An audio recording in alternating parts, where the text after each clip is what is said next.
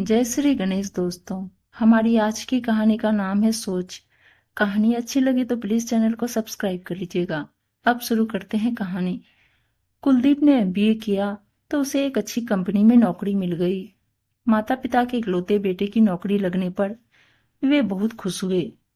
उसकी बड़ी बहन की शादी हुए 5 वर्ष हो चुके थे और उसका एक बेटा भी था। अब माता पिता कुलदीप के लिए लड़की की तलाश करने लगे।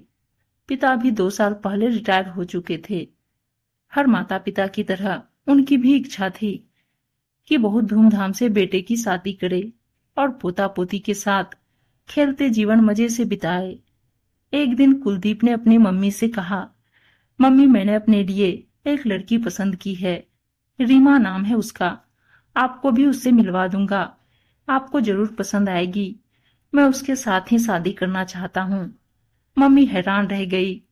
उन्होंने तो अपने रिश्तेदारों सहेलियों से कह रखा था कि उनके बेटे के लिए कोई बहुत अच्छा रिश्ता बताएं। लड़की बहुत समझदार हो, सुघर सयानी हो, घर का कार्य करने वाली हो। नौकरी करने वाली लड़की को वे बहू बनाने के लिए तैयार नहीं थी। उनके हिसाब से नौकरी करने वाली बहू घर की जिम्मेदारी ठीक से नहीं उठा सकती। उसका ध्यान अपनी नौकरी, सैलरी और स्वयं के लिए कपड़े गहने और शौक पानी की तरह रहता है। कुछ नाराजगी से वे बोली, तूने अपने आप ही लड़की पसंद कर ली। क्या करती है वह, कैसी है? घर का काम करना आता है, खाना बनाना आता है, परिवार की जिम्मेदारी उठा सकती है। परिवार कैसा है, खानदानी लोग हैं या? मम्मी एक साथ इतने सारे सवाल कर रही हो। वह पढ़ी लिखी समझदार अच्छे खानदान की लड़की है। स्कूल में पढ़ाती है। मेरे दोस्त की चचेरी बहन है। उसके घर ही उससे परिचय हुआ और फिर हमारे विचार मेल खा गए। वह तथा उसके माता पिता इस शादी के लिए तैयार है। मैंने भी तेरे लिए एक लड़की पसंद कर रखी थी। घर के कामों में इतनी निपुण कि साफ सफाई से लेकर खाना बनाने तक सारे कामों में माहिर। खानदान भी बहुत अच्छा तथा संपन्न परिवार से है तो बात चलाने वाली थी। लेकिन अब तूने सारी उम्मीदों पर पानी फेर दिया। माँ, तुम्हें बहू चाहिए या नौकरानी? आज के जमाने में लड़की साफ सफाई, बर्तन, कपड़े धोने और खाना बनाने में नौकरानी रखेगी। आज लड़कियां पढ़ी लिखी है, कैरियर बनाने में लगी है। ये कार्य तो मेड से भी करवाए जा सकते हैं।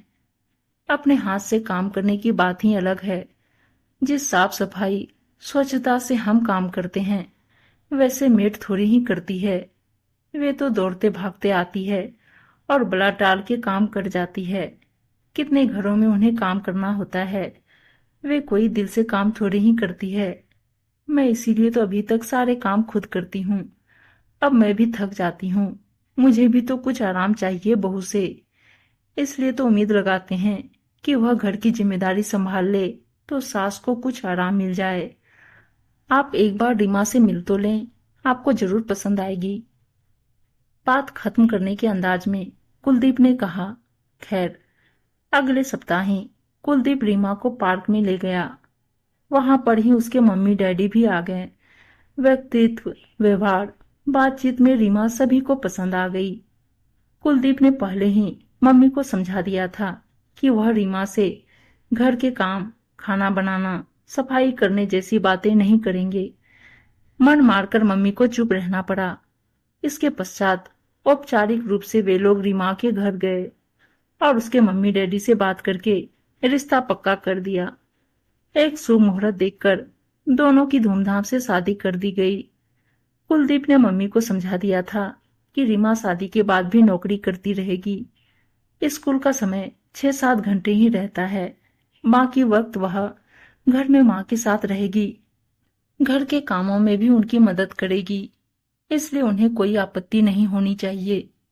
मम्मी के मन में कहीं ना कहीं यह कसक जरूर थी कि उनकी सेवा करने वाली बहू नहीं मिली जो सारा दिन उनके साथ रहे और हर कार्य खुद करे।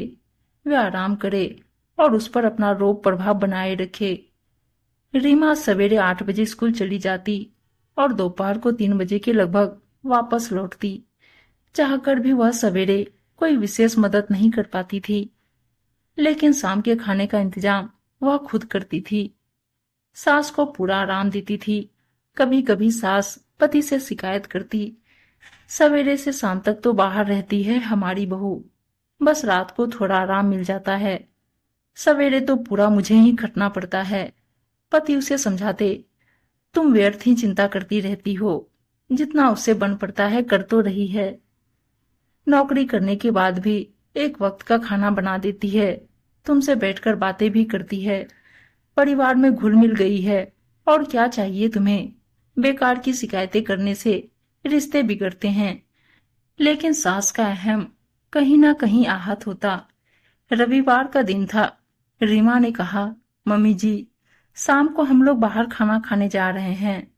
हमारे लिए क्या बनाकर रखा है? हम क्या खाएंगे? सास ने कुछ रोष में पूछा। मैंने तो कुछ नहीं बनाया, रीमा बोली। क्यों, हम कुछ नहीं खाएंगे? हमारा क्या उपवास है? सास अब क्रोधित हो गई थी। मम्मी जी, आपसे किसने कहा आप घर में खाना खाएंगे? हम सब साथ चल रहे हैं होटल में खाने। तय किया है कि महीने में एक दिन हम सब लोग बाहर खाना खाएंगे। कुछ थोड़ा सा बदलाव भी हो जाएगा और साथ में इकट्ठे बैठकर गप्पे मारेंगे। रीमा के कहते ही सास शांत हो गई। चेहरे पर हल्की सी मुस्कान आ गई। पति दूर खड़े मुस्कुरा रहे थे। अगले महीने के एक रविवार को रीमा बोली, मम्मी जी, आज हम सब लोग फिल्म देखने चलेंगे। भाग मिल्खा भाग लगी है, बहुत ही शानदार फिल्म है, आपको भी बहुत पसंद आएगी। सास ससुर ने तो पिछले कितने ही सालों से थिएटर में फिल्म देखना बंद कर दिया था। घर पर ही टीवी पर जो फिल्म आती देख लेते थे। बहू की बात सुनकर उनके अंदर भी फिल्म देखने की ललक जाग उठी और वह फिल्म देखने के लिए मान गई। उस दिन घर के काम करते हुए सास को अचानक चक्कर आ गया और वह गिर पड़ी। पति घबरा गए। उन्हें धीरे से उठाकर बिस्तर पर लेटाया। ब्लड प्रेशर चेक किया तो बढ़ा हुआ था। डॉक्टर को फोन किया। उन्होंने आराम करने की सलाह दी। शाम को बेटा बहू आए तो मम्मी को पूरा आराम करने की सलाह दी। रीमा ने 3-4 दिन के लिए स्कूल से छुट्टी ले ली। सास के खाने पीने से लेकर दवा दारू का पूरा ध्यान रखते हुए उनकी सेवा में लगी रही। इन 3-4 दिनों में सास ने महसूस किया कि रीमा वाकई एक बहुत समझदार, सुघड़ तथा जिम्मेदार बहू है।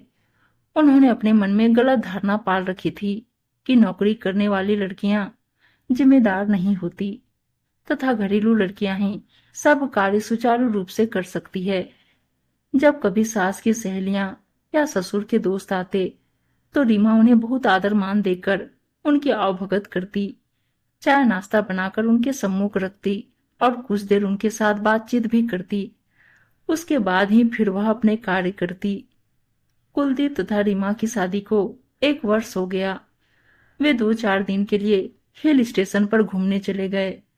वहां से आने के बाद रीमा ने इच्छा जताई कि उसे 1 सप्ताह के लिए मायके भेज दिया जाए, क्योंकि साल भर से वह मायके में रहने नहीं गई थी। लोकल होने के कारण वह कुछ देर के लिए ही मिलने चली जाती थी। नौकरी के कारण भी रहना नहीं हो पाता था। सास ने इजाजत दे दी। मुश्किल से 3-4 दिन ही बीते थे। सास उकता गई। शाम के वक्त रीमा का सास ससुर को चाय बनाकर देना और साथ में खुद भी बैठना, कुछ गपशप करना, कभी कुछ गर्म नाश्ता बना लेना, रात को सबका इकट्ठा बैठकर खाना खाना, सबकी कमी महसूस होने लगी। अगले दिन ही वे बेटे से बोली, कुलदीप, रीमा को लेकर आ जाओ। उसके बिना यह घर बहुत खाली खाली लगता है। बोर हो गए हम लोग। कुलदीप मुस्काने लगा, मानो कह रहा हो, मम्मी मेरी पसंद ठीक रही ना। प्रत्यक्ष में बोला, इतनी जल्दी? वह तो 8-10 दिन के लिए गई है। अब उसके साथ की आदत जो पड़ गई है। तू भी तो कितना बोर हो रहा है। तेरी शकल बता रही है। और देखना, वह स्वयं भी यहाँ आने को कितनी उतावली होगी। सास बोली। उधर ससुर जी भी मुस्कुरा रहे थे, मानो कह रहे हो, तुम्हारी गलतफहमी दूर हो गई ना। नौकरी करने वाली बहुएं भी उतनी ही जिम्मेदार होती है जितनी घर पर रहने वाली। बस जरूरत होती है थोड़ी सी समझदारी की। जैसे हम बहू से मान सम्मान, आदर, प्यार की उम्मीद करते हैं, वैसे ही वह भी हमसे इन सब की उम्मीद करती है। दोनों ही ईमानदारी से अपने फर्ज पूरे करें तो घर स्वर्ग बन जाता है।